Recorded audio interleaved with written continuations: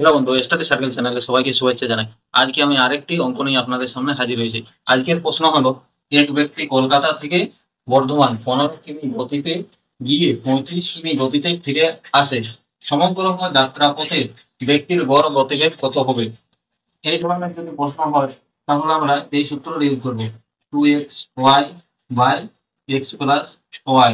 যেহেতু এখানে গড় গতিবেগ যায়, তারপরে কি করব, 2x এর জায়গায় কত বলা আছে 15, কিন্তু ওয়াই এর জায়গায় কত বলা আছে 35, বাই 15 + 35 সমান 2 × 15 × 35 বাই 50। এবার কাটাকাটি করো, 5 × 7 হয় 35, 5 × 10 হয় 50, 5 × 2 = 10, 5 × 3 = 15। তাহলে কত হবে? 21 কিমি। এটি হবে সঠিক উত্তর।